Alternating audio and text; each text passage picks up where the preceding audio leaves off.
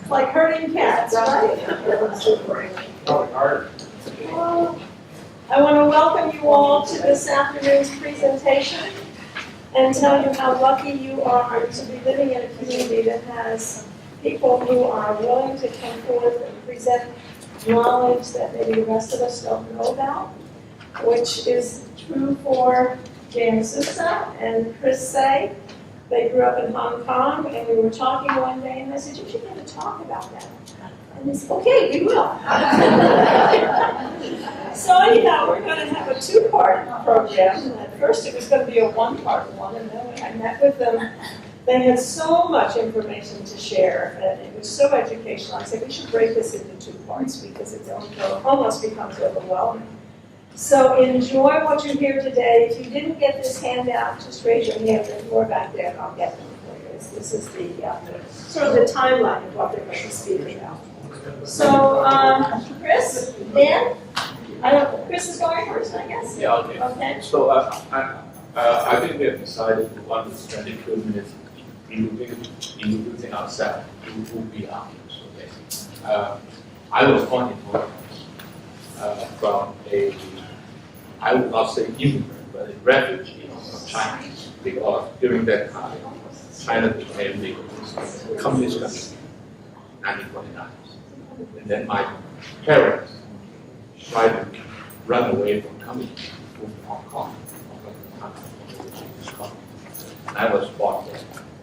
So, and then my basic education, primary education was British. So although in Hong Kong, Chinese, in this case Cantonese, has been widely spoken. English was an official language, but we at home we communicated Chinese. So I went through 12 years of Christian brothers school. In fact, we went to the same school. So we have the same basic training, which is Catholic Christian brother education. Then after the high school, Hong Kong, during that time, Hong Kong has only one university, the University of Hong Kong. And I was unable to get into Hong Kong University, so I moved to Germany to study chemical engineering.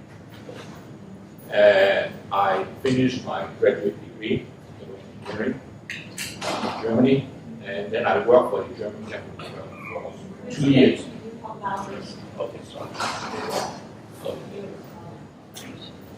Okay. Is it better in the middle or at the side? Okay, that's good.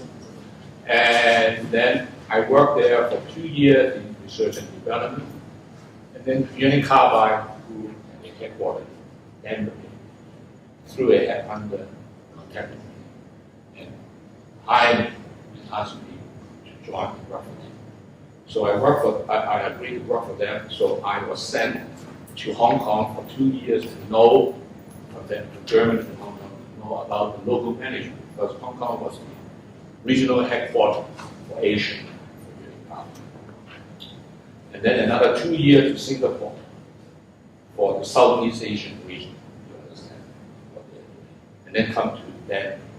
And then in Denver, in headquarters, I was in product development for new products and introduction to new customers in technology and in application.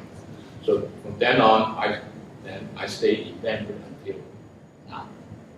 But in between, I had different jobs in manufacturing, in licensing, technology licensing, acquisition and divestiture of joint ventures, and also dealing with countries like the Soviet Union. We had to go to the Soviet Union before 1989 to talk with them, product exchange, technology, and to visit Ukraine. Ukraine was a very, very progressive part of Soviet Union at that time. And we went to Middle East and talked with Saudi Arabia, with Kuwait, with Qatar, because they are oil rich. Okay, we need them all. Okay. And then we had to go to South Africa, the same thing. So, I mean, all around the world for all those years. So, a lot of people would not recognize that I've been living in Reading for 35 years. When I came back and joined the group led by Peter on the current affair meeting group, then I introduced myself. I said, okay, I've been living in Reading for 35 years. Where have you been? Luckily, John realized he taught my children, all four of them, through the school system here. So he just said, yeah, he knows me. So I was safe. I wouldn't go that far. Okay, that's who I am. And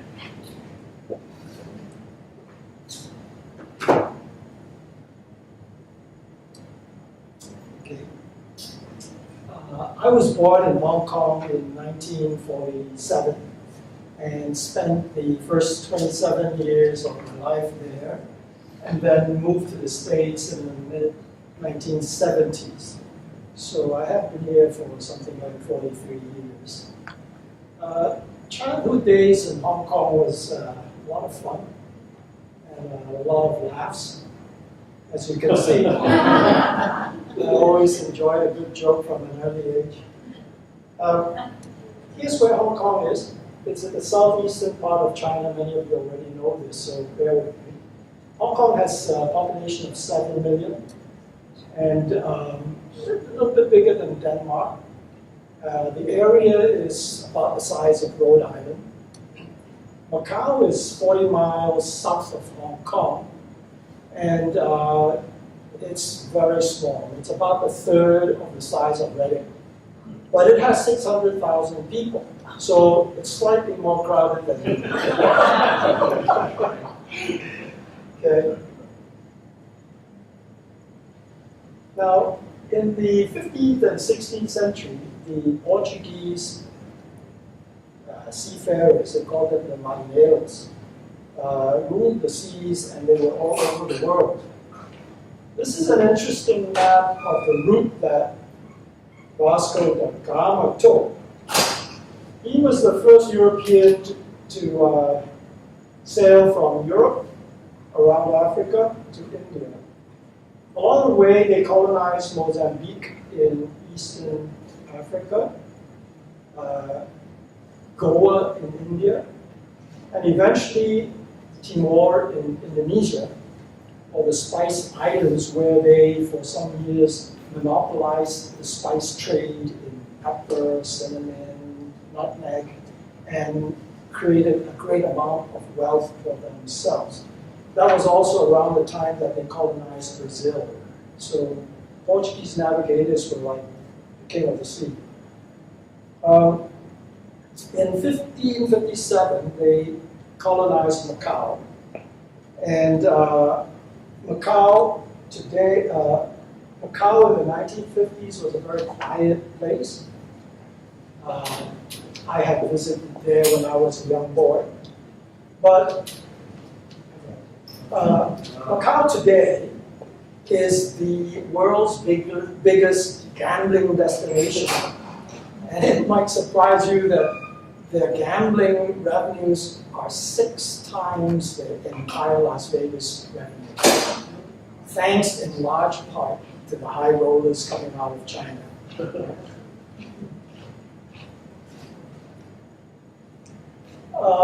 In 1820, my great-grandfather left a small town in Portugal called Vila do Conde. It's up north near Porto, where the port wine comes from, and sailed to Macau. A few years ago, my wife and I went to Vila do Conde, and we were able to dig out the old records. And sure enough, my great-grandfather, Francisco Antonio de Souza, was on record as having gone east. So he's the guy. After 500 years in Macau, the Portuguese adapted to the local ways and customs and traditions and adopted some of the practices and even modified the Portuguese language. Over time, the Portuguese, after so many centuries, started to call themselves Filhos de Macau, sons of Macau, or more commonly in English, Macanese people. So I am a Hong Konger by birth, I was born there, a Macanese or Portuguese by ancestry, and an American by immigration. I think these days they call that multiculturalism. I was baptized a Catholic in the Portuguese tradition and went to La Salle College where Chris and I went to school. They call it college, it's actually a secondary school. What a lovely Neo Gothic architecture, and the dome there was probably inspired by the Duomo in Florence. It's got that same look. After high school, Chris went off to Germany to study chemical engineering. And I went off to Hong Kong University, looks very British, right? To study economics and English literature. I was a terrible sportsman, so my extracurricular activities was mainly debating and student government.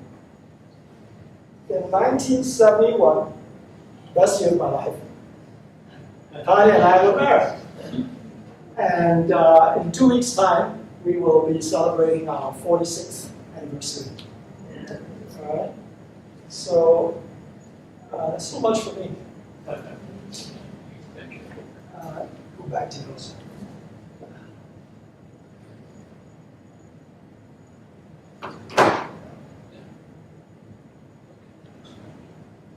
Okay. First of all, I'm trying to introduce the agenda for today. Okay. The purpose of this presentation is not give anybody a history lesson. We are the last one to have people about history. What we are trying to do is to extract from our source of information, the history timeline, public domain information, and I put them together in the chronological timeline, and then at the same time highlight the critical events during that period that influences the cultural change of China.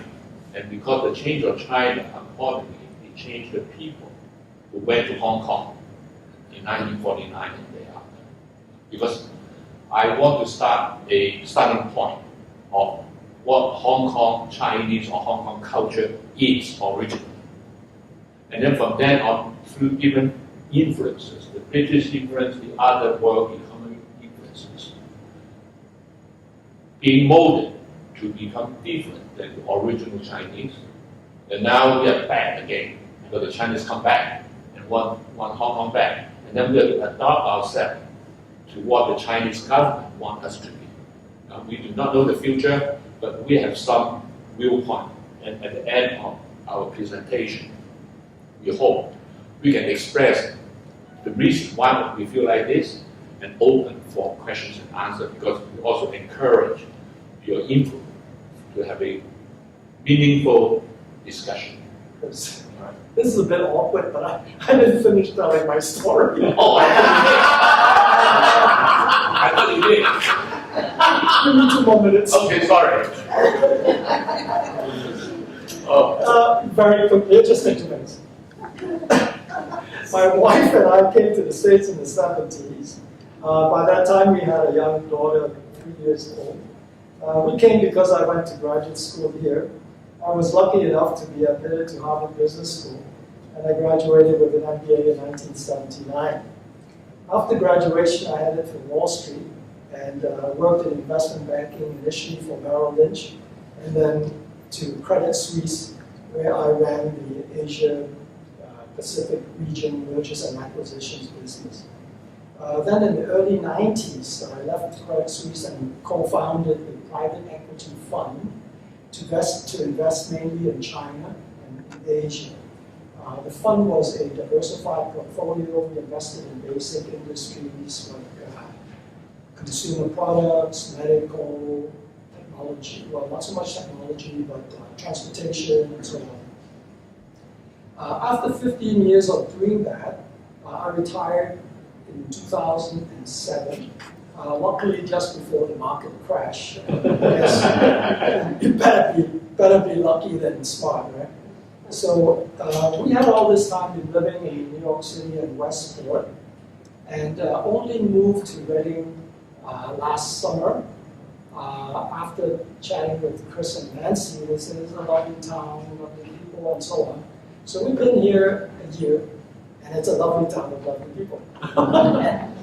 Okay, I think that's good. Now you go. Okay, thank you. So that's a very important part, of Dan himself. So I'm also happy that Nancy and I did something good for the town. Move here for retirement. A lot of people can't come to Reading for retirement, but he does, which is very good. All right. Okay, I'm sorry. Okay, we move a little bit to this side. Okay, now I'm going to present the first part between 1841 and 45, and then Dan will do the second part, which is under the British rule.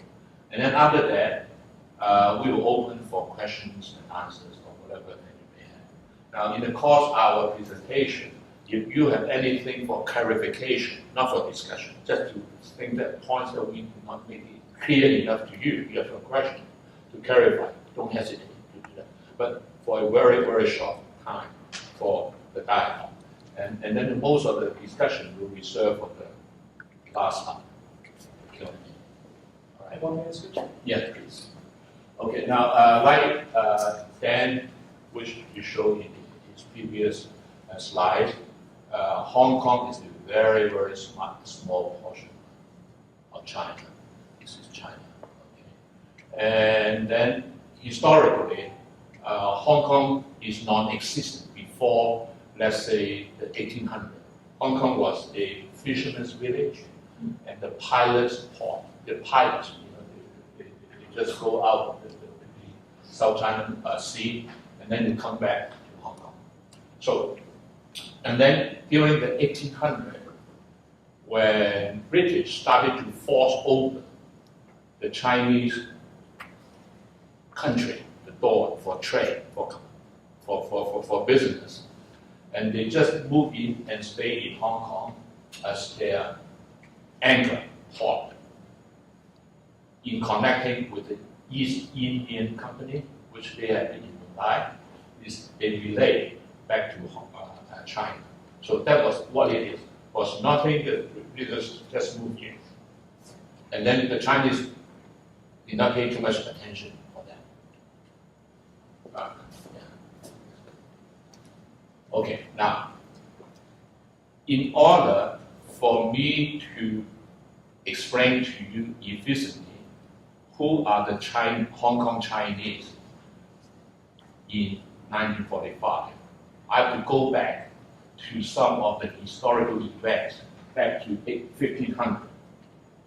Okay, and then we'll very quickly will present the events happen, and that will cause how people behave in 1945 in Hong Kong.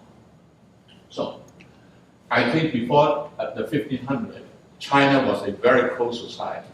They don't want to trade with anybody else. In the whole world, China was considered to be the most prosperous and advanced country. A lot of European countries knocked at the Chinese door, talked to the emperor, and said, "Hey, I want to do business with you. You have so much good porcelain, silk, tea, and other things." The Chinese said, "I don't want to do anything with you. Go away." Okay. So, but by 1500, due to the Europe Sea exploration, now, Dan has explained already sufficiently about the Portuguese going outside to explore the sea, go to the New World, go to Asia, go to Africa. So China was doing nothing.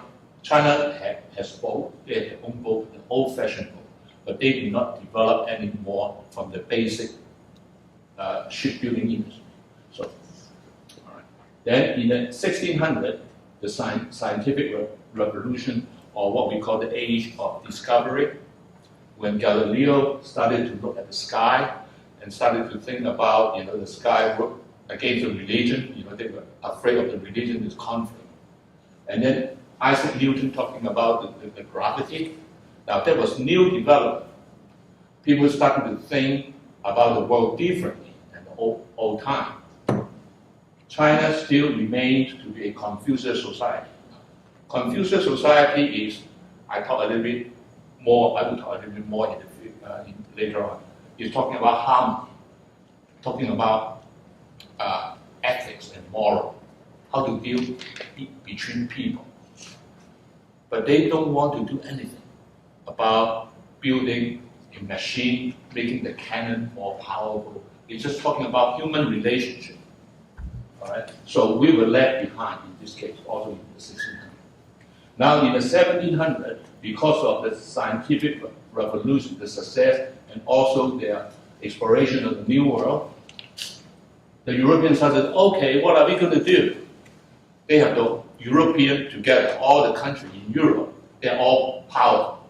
So they have to go to the New World and look for new trade. Now when they do that, then we know the Spaniards, they explore, they occupy Latin America. It's also colony. The British came to North America. Now, but the way between the difference between the British and the Spain is different. Spain is going there to exploit, take the gold and put back. Do not put in government and management, nothing. Just exploit, take the thing away, and then leave the people behind. Versus, at least the British come to the States, have the Puritans, their own people coming here, and they have to maintain a sustainable long-term life and to continue the civilization which they used to have in Europe. So they have more law and order, okay, in this case. So the British, when they went to Asia, they did a similar thing in India. They established law and order for the Indians. They occupied them, but they work with them, they progress together with them. All right. Now, then the others, the Dutch, the Portugal, France, Germany, everybody did the same thing. They go there, colony, and their purpose is only for trade, nothing more. Now, then in the 1700s, Hong Kong was occupied by Britain as a trade. Okay. Now, then comes the Industrial Revolution. Now, when the Industrial Revolution come along, they become more and more powerful, Europe. So, you see, they expand overseas, they have slavery, they get all this. Now, there's only one difference in 1800. Japan started to open up. Japan realized, unlike China, China was still very close. Japan has the Meiji era, the restoration opened up. They developed the industry to improve their machinery and things to do things. So Japan become very progressive during this period. And that will be the cause of the later on, the conflict between Japan and China. And then the British, they came to China, they get access to the goods that China can export, but they have nothing to pay back to China. They do not want to give them gold or anything else. They want a lot of silk and products from China. So they created a new commodity, opium. And they get the opium from India, Afghanistan, the area, and export and send it over to China. And then Chinese get addicted to that, the Chinese. And then keep on importing opium from them in exchange for the goods. Now, at that time, China was very weak and corrupt. The country was very corrupt. Now, also under Confucius or the Chinese culture, we Chinese people are very hardworking. They are family-oriented. They know how to do ethics and moral amongst each other. But they will never participate in politics. They will say, the government knows the best. Whatever the government say, we will follow the government. We will only take care of my family or my extended family and make my family rich and prosperous. It's very family oriented. And that's good and bad. if you go to the extreme, then you become tribal, or you become fragmented, not cohesive. All right, and then they do not know what freedom is. So, all right. Sorry. Let me finish a little bit again. Then only in 1860, Hong Kong was officially ceded. Nancy pointed out, I put it wrong. What is CE? It's ceded. It's not cited. Ceded. CED. Okay.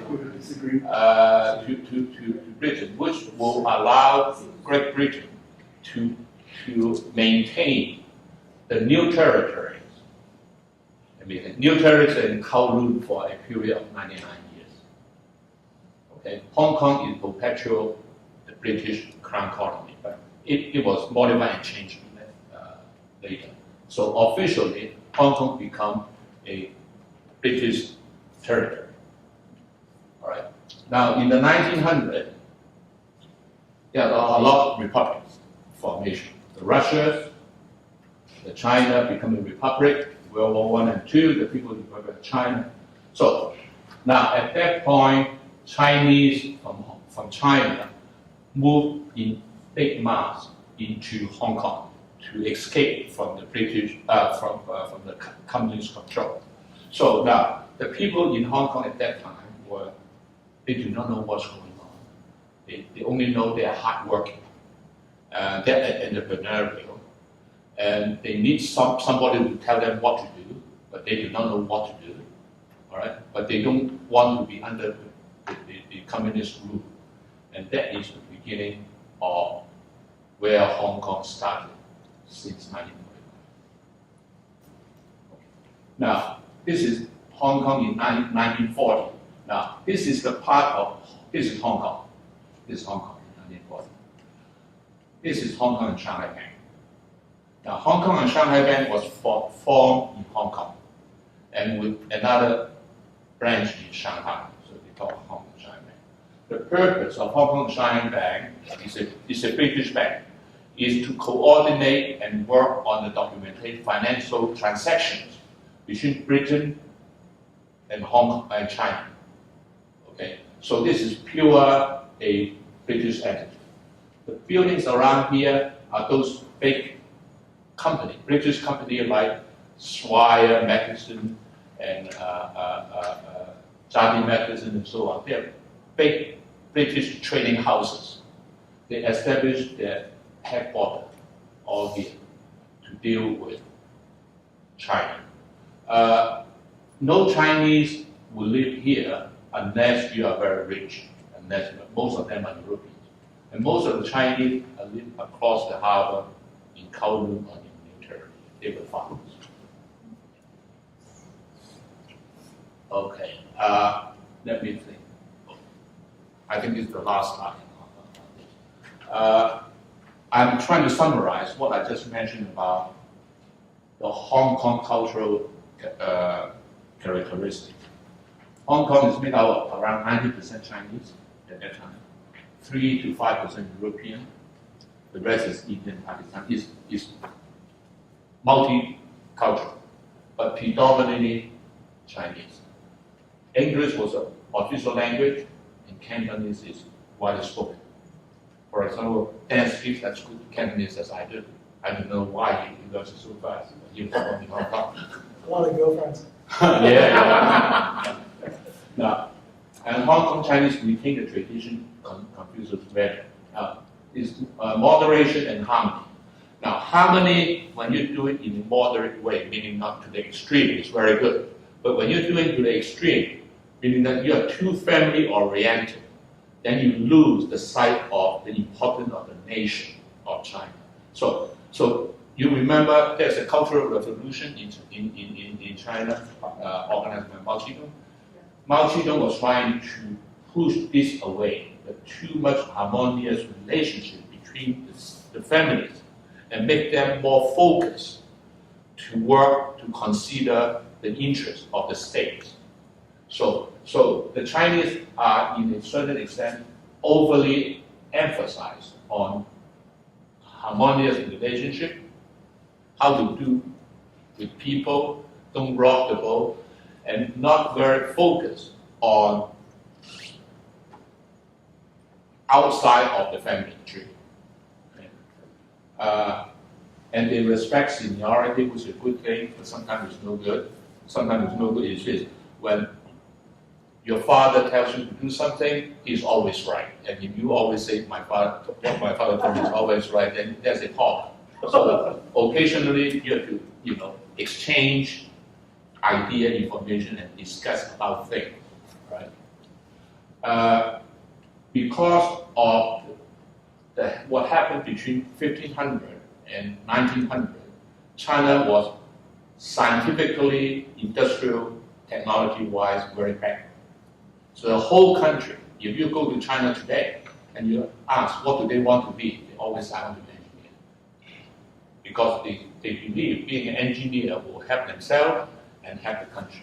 So today, when we talk about the PISA test, PISA, and then China and Singapore score the highest, is because of this change, because they always believe I have to be good in mathematics, I will be good in science. Relative to before 1500, they did not even know what they are.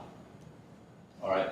Now China is now come to the point they think they need to have more liberal arts because people are too practical, which is not balanced. It needs to be balanced. And then the most important thing is that the Chinese in Hong Kong at that time they do not enough knowledge about democracy. They do not understand what actually democracy is. Right? And this is the priority. So the purpose of this is to explain to you what the Chinese culture was by 1945. Yeah.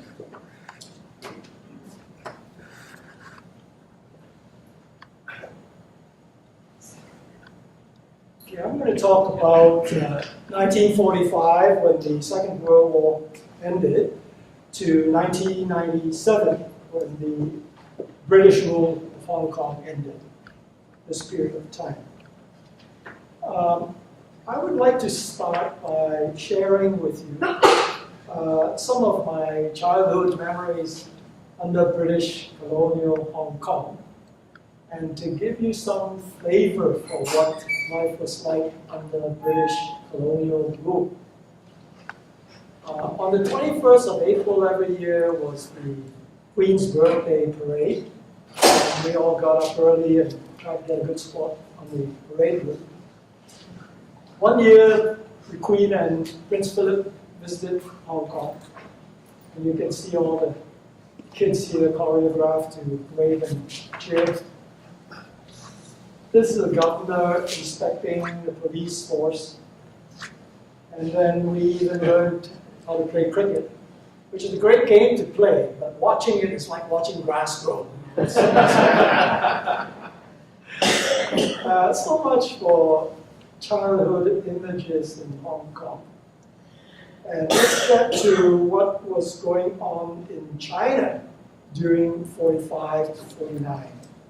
I think this was a very pivotal period because these few years defined the system of government that would prevail in the largest country in Asia and its effect on the surrounding areas and the world. Basically, after the Japanese surrendered in 1945, civil war between the communists and the nationalists resumed. Mao was victorious and declared the founding of the People's Republic of China. Chiang was defeated and retreated to Taiwan. There's Chiang on the left side, Mao Zedong on the right side. Chiang Kai-shek was a nationalist, and his support came from people in the cities, business people, intellectuals. He believed in capitalism and ostensibly in a democratic China, and he was also known to be quite corrupt. On the right is Mao Zedong, champion of the peasants, supported by the rural population, He had studied Marxism, Leninism in his younger days, so he was committed to overthrow capitalism and to develop China as a socialist state. Mao was supported by Joseph Stalin. Chiang was supported by President Harry Truman. So the war was not just a civil war between the nationalists and the communists, it was a proxy war between the Soviet Union and the United States. For the Soviets, a communist victory would have given them an ally in Asia and enlarged the Soviet sphere of influence in that region. For the United States, a democratic victory in China would have meant that China would be the second pillar of democracy alongside Japan, newly democratic after the Second World War. And needless to say, that would have greatly enhanced America's influence in the Pacific region. For Hong Kong, the effect of the result of the Civil War is a little bit longer term. A communist victory meant that years later, Hong Kong would be returned to a socialist government whose system is at odds with the British tradition of law and order in Hong Kong. Whereas, had China gone to nationalist and become democratic, life would have been very different in Hong Kong because the Chinese democratic system would be much more compatible with the system of law and order in Hong Kong. But as they say, history is not about what you wish it were, but what happened. What happened was that on October 1st, 1949, Mao declared the foundation of the People's Republic of China. Chiang, in defeat, retreated to Taiwan, and from then on till today, China considers Taiwan to be an illegal, renegade state that they vow to reunite with mainland China one day. Taiwan, on the other hand, evolved into a full-fledged liberal democracy with the influence and support of the United States. In fact, the current President Zhai is a graduate of Cornell University, and the previous President Ma was a Harvard Law School graduate, pointing out the close relationship between Taiwan and the United States. Let's take a look at the same years, 45 to 50, and what was going on in Hong Kong. This was the post-war period, and Hong Kong was busy rebuilding the banking system, the legal system, the trading system, reviving the British service, and rebuilding the infrastructure. The rebuilding of Hong Kong actually was faster than people expected, but that should not diminish the fact that the atrocities that were committed by the Japanese troops, the torture, mutilations, and killings and rapings, were not easily forgotten, as were the 4 years of mistreatment and malnutrition in the Japanese prison camps in Hong Kong.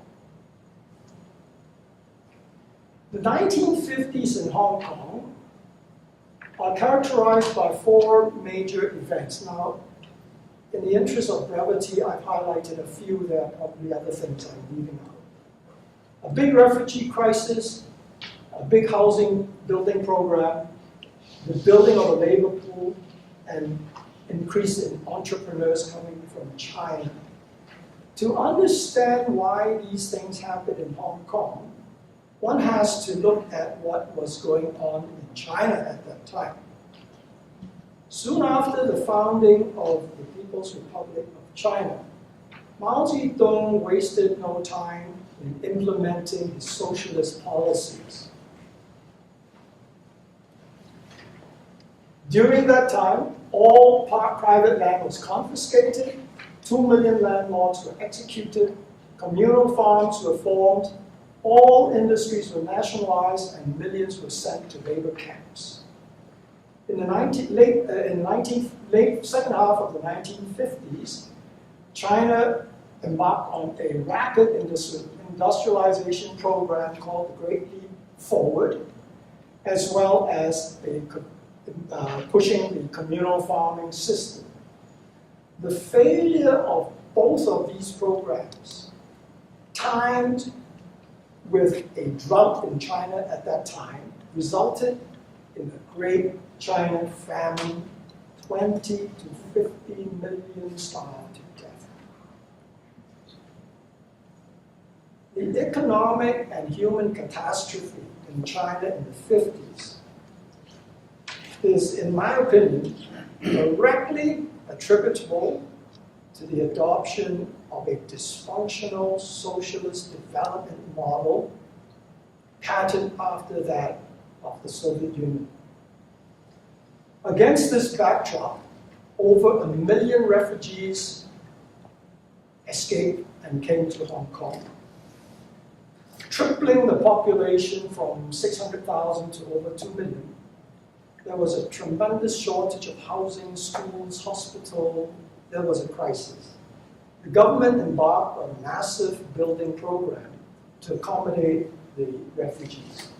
Here's a soup kitchen line as part of the 1950 scene in Hong Kong. Temporary housing was all over the place, shanty towns, just to put a roof over people's head.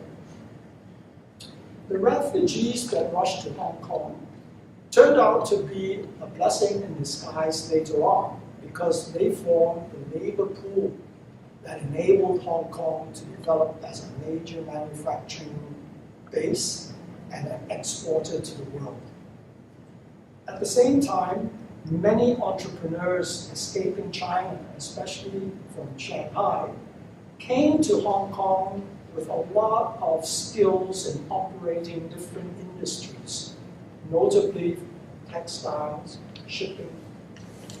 And these were the entrepreneurs that built factories, employed people, and today they are the billionaire tycoons of Hong Kong. That's how they started. The next critical event that affected Hong Kong greatly and shook China to its core is the Cultural Revolution. The Cultural Revolution spilled over to Hong Kong, where there was also riots and more refugees and bombs. The Cultural Revolution, this subject could take another 2 hours, but I'm going to try and be brief. The Cultural Revolution was essentially a political movement launched by Mao to impose his brand of socialism on China, and as Chris was mentioned, to reject traditional Chinese beliefs and values, including Confucianism. Mao promoted Mao thought and made the study of Mao Zedong thought compulsory. Here's the red book quotations of Chairman Mao Zedong. Every day, everybody had to memorize and study this in an enforced indoctrination. This is I've read it. It's basically a regurgitation of Marxist-Leninist ideology as interpreted by Mao. A lot of slogans. Now, the Cultural Revolution was implemented by inciting young students called Red Guards, who rampaged all over China, attacking anyone suspected of deviating from Mao thought, including, sadly, attacking their own parents. The persecutions took the form of public humiliation, arbitrary imprisonment, torture and mutilation, and execution. Mao elevated himself to a godlike figure and demanded total submission.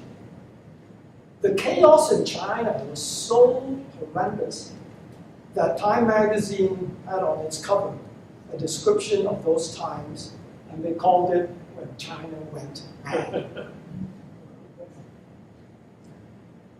The Cultural Revolution spilled over to Hong Kong. And there in the 60s, and Chris, you remember this, communist sympathizers rioted, planted bombs all over the streets, blowing up civilians and the police. Here's a scene of a riot police shooting tear gas, trying to control the crowds.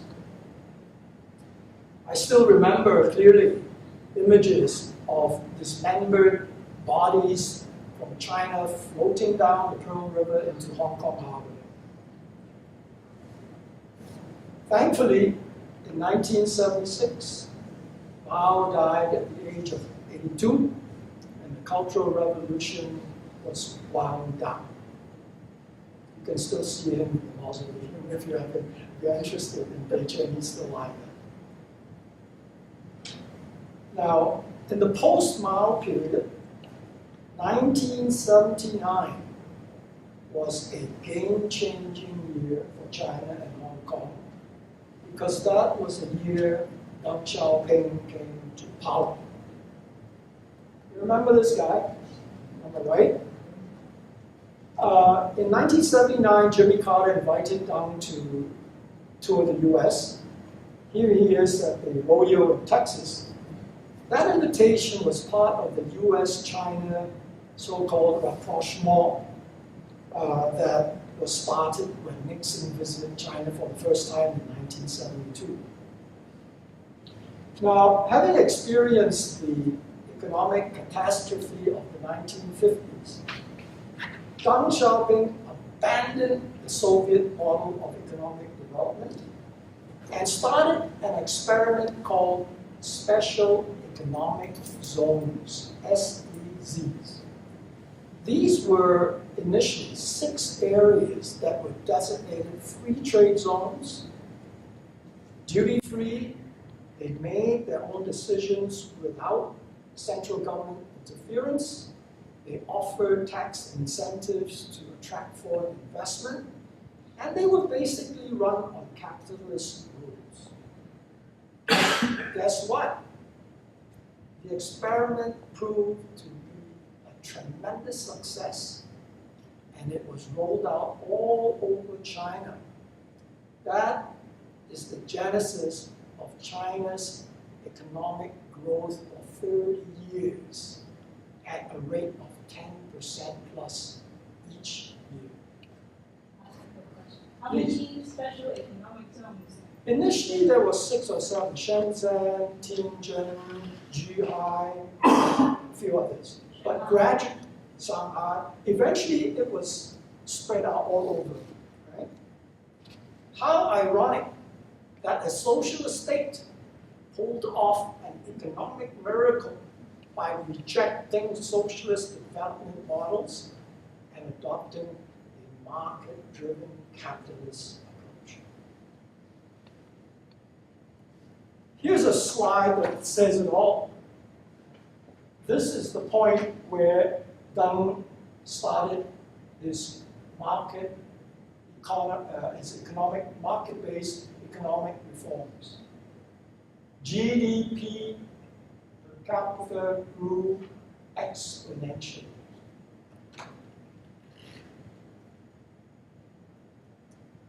Funny enough, China's rise was a problem for Hong Kong. And the reason was the factories in Hong Kong found themselves to be overnight uncompetitive against a low-cost center like China. But Hong Kong people, being known for their innovation and resilience, closed the factories down. All the factories in Hong Kong shut down.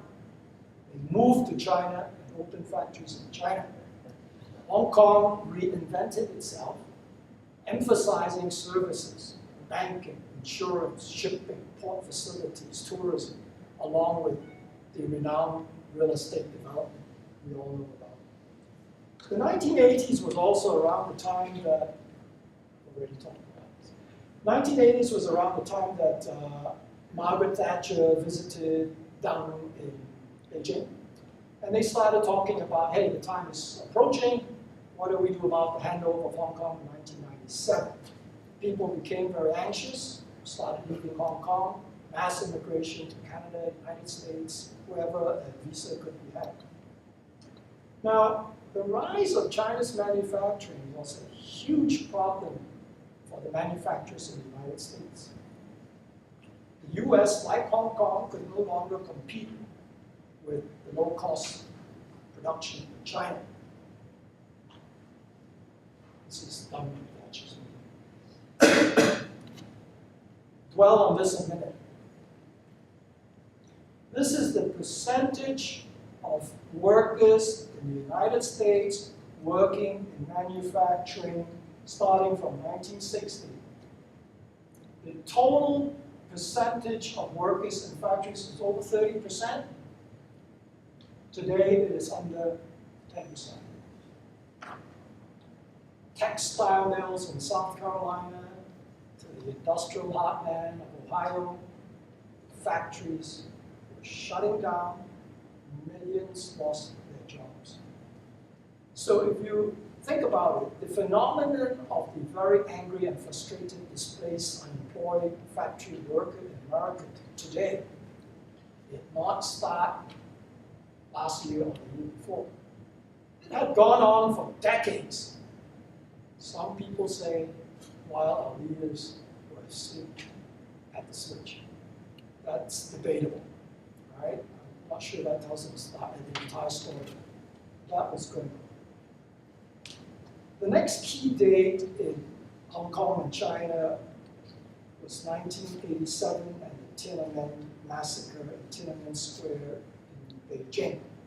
Students protesting peacefully against corruption and demanding democracy were brutally shot by the Chinese troops and run over by tanks.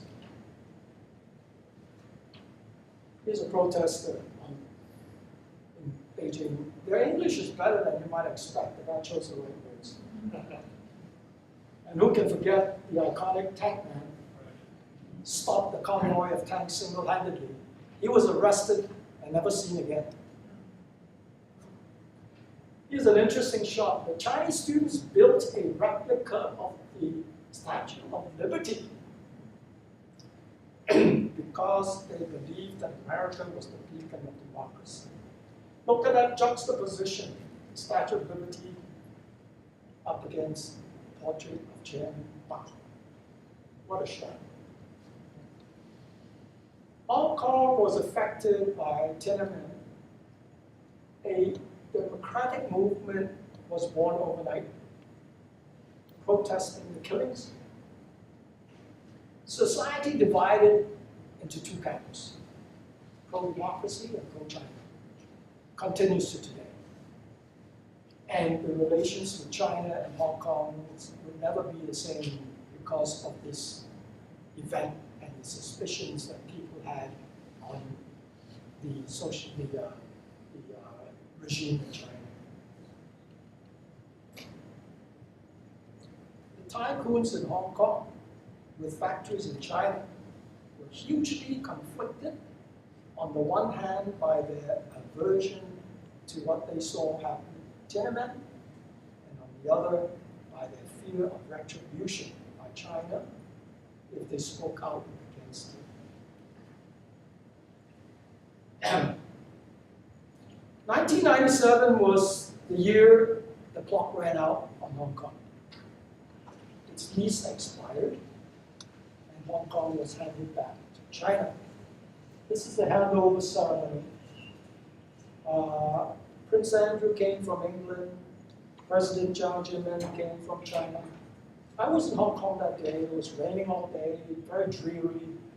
The rains came down incessantly, and for many people, they said, the skies are blue. However, Governor Chris Patton, in deference to the Chinese, graciously started his speech by saying, today is a day of celebration, not sorrow. Indeed, from the Chinese perspective, this was a glorious moment in history. The Chinese territory ceded to the British under duress as a result of China's defeat in the Opium War was now being returned to its rightful owner. For others, like myself, who grew up in British Hong Kong and had become accustomed to its system of education, its law and order, civil liberties that we enjoyed, the prospect of coming under the authoritarian rule of a socialist regime was fraught with doubt and anxiety.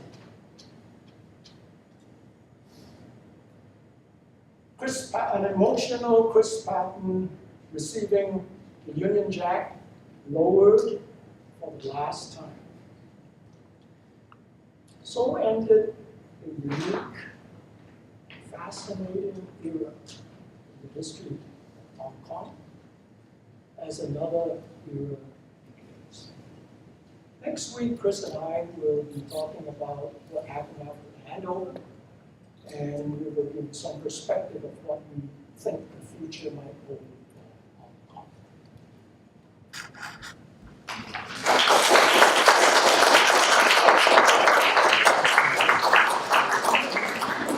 Rather than just take questions, we invite comments and your reaction. And of course, if you have questions, we'll try our best to answer. And just one point I want to emphasize is this. Dan covered that in Hong Kong, when you go to demonstrate, you can be arrested, but they will be tried and then released, unlike in China. Okay? And in Hong Kong, you have freedom of speech. You can talk whatever you want. The newspaper is privately owned, and the media is very free.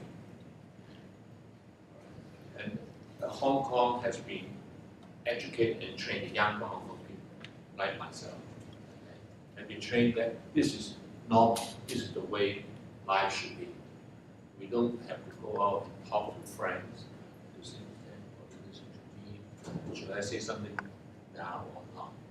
We're as open as what we are doing here. So that is the difference before the change over. Feel free. So you see that continuing? Next week we'll go into that in some depth, but just briefly to answer you. Hong Kong is at a big crossroad right now. There's a huge contingent of people who say, look guys, we've had it good. This is the older folk, mainly the older generation. We came out with the shirts on our backs. We have it good.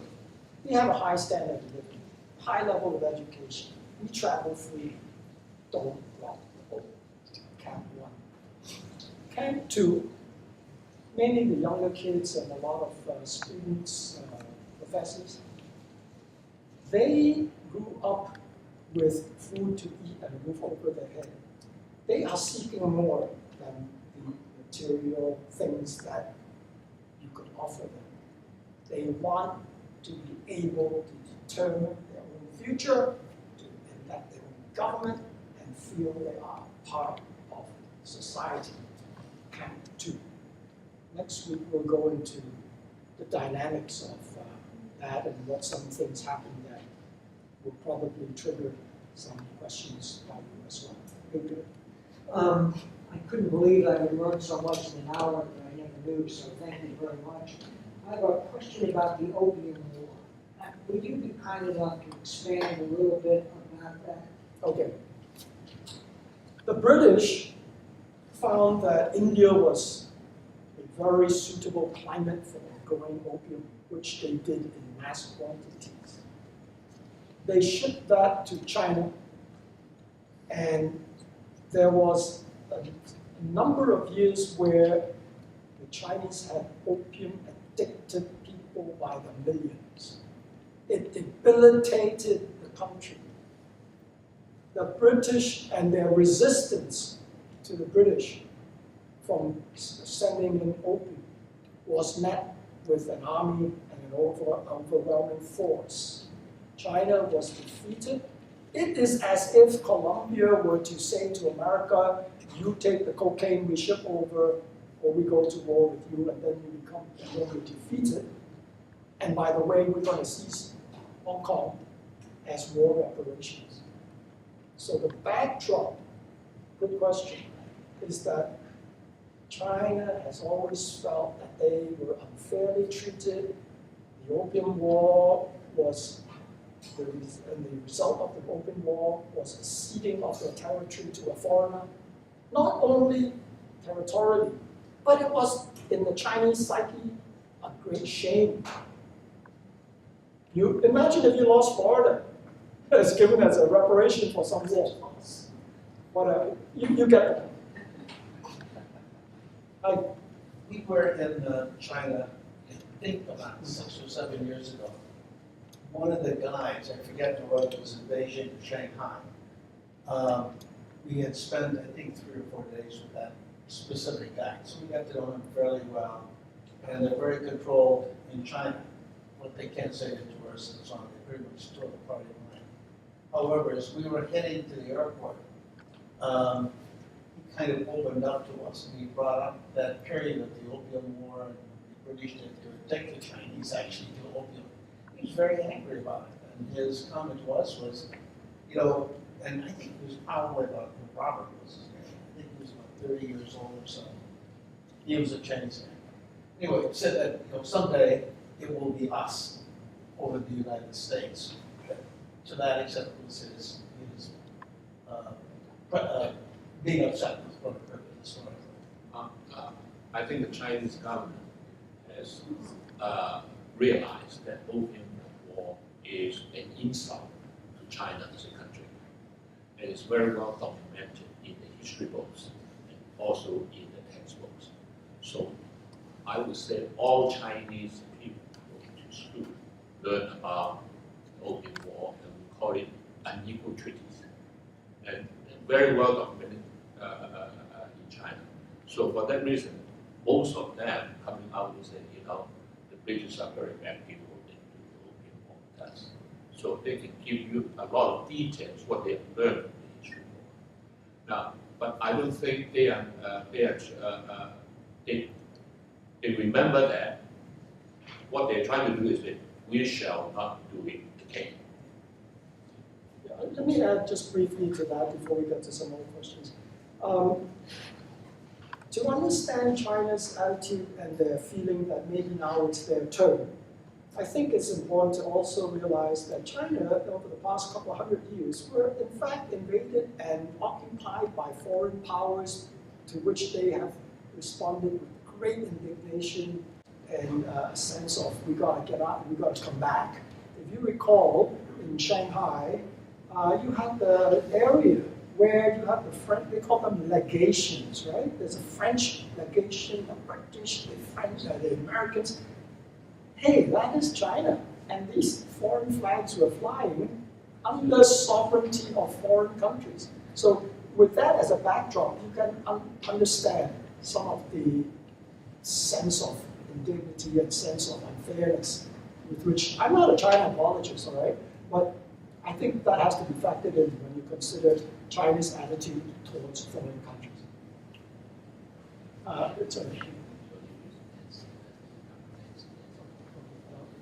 Nancy? I just want to find the living history. We have women here who were either born in China or Hong Kong. Yeah, Becky, maybe. What was the question? Yeah, okay. guys. Okay, I'm sorry. I think I have to recognize there are 4 Chinese persons who are now Americans. And one of them is Peggy from Hong Kong. She is as conversant on the topic and in the language as 2 of us. Maybe more. Maybe more. And she is also an adjunct professor in Westcon for East Asia affairs and history. Non-Western culture. On Western culture.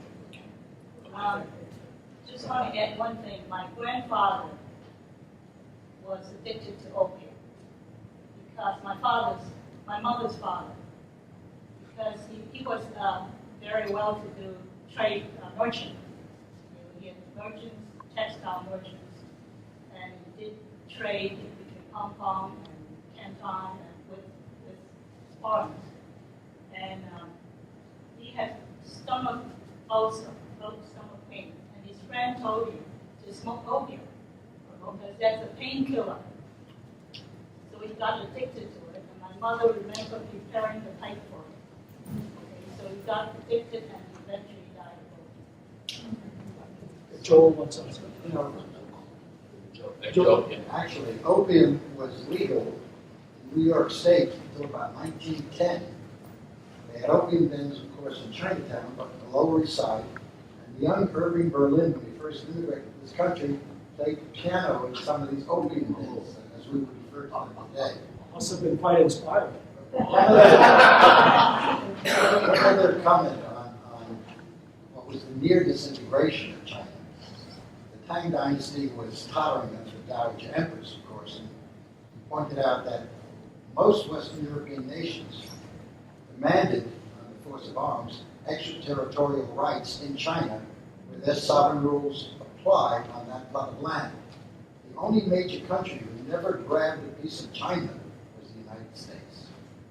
And yet today, and for some time, we've been adversaries. Oh, just one sentence on that. I think one thing I admire greatly about our country is that we always fought for an idea. We never fought for territory. Look at all the places we went to. We could stake it out. We could have staked it out, grabbed the oil. We were fighting for an idea. Not many. You won't find another power that's willing to do that. That is the greatness of America. I just have a question about education. I was in China in 2000, and I got the impression that the education was better and more comprehensive in the cities, but not out in the country. I mean, there seemed to be perpetuating a lower level of education, almost peasant class versus the people who were in the city and could get a better education and go to university. So there seemed to be an exodus of younger people coming into the cities to improve themselves because there was an economic revolution going on, and they wanted to be part of the contemporary economic life, you know. And I know the guy that took us around, she and her boyfriend were living illegally in her apartment. They were doing a lot of things illegally, but the government had so many people doing it, they couldn't enforce their laws about it. But they had come into the city in order to improve themselves. But I thought to myself, there's a large number of people of have-nots, and what's going to happen after a while with that? I think by culture, the Chinese have been educated always to learn more. Education is your ticket to become better in your life. Okay. But of course, there are situations, no matter how hard you try, there's no education available. In the old days, as an example, you're a farmer and you are very far away from the city. So you have no other alternative than do whatever is available. In the farm, do whatever you want. But as soon as they see a chance that they can have opportunity to learn, they will run for it. Their number one priority is education. So we will continue to see that going to happen in China.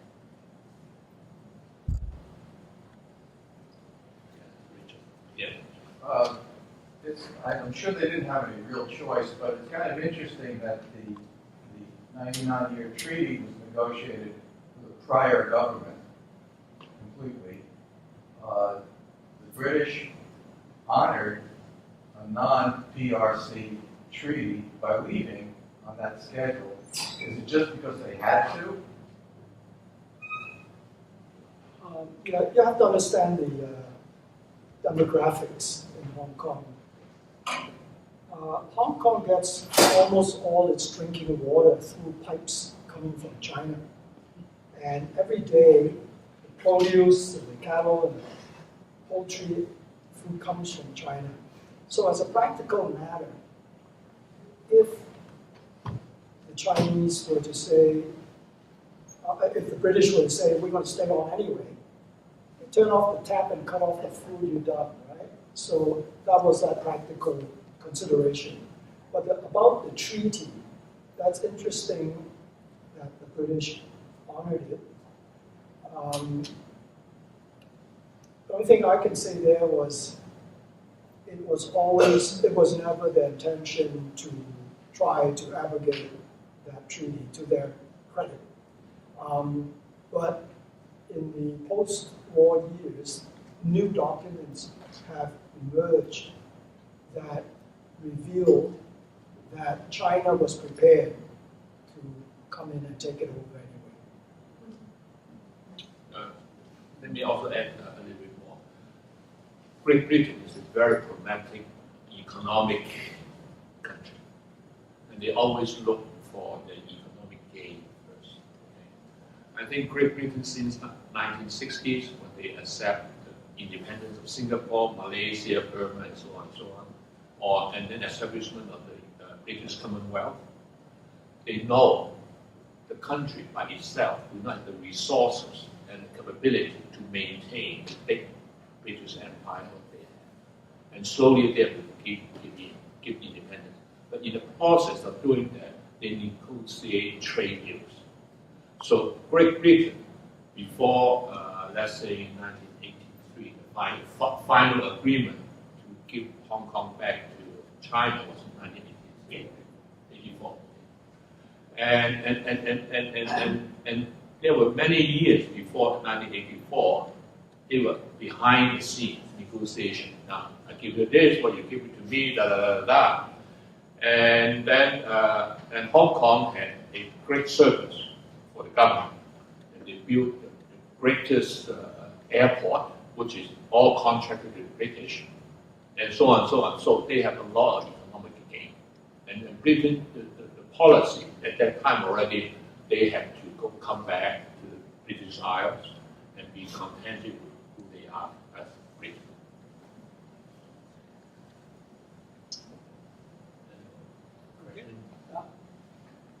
Think about, right? Thank you for coming, and hope to see you next week.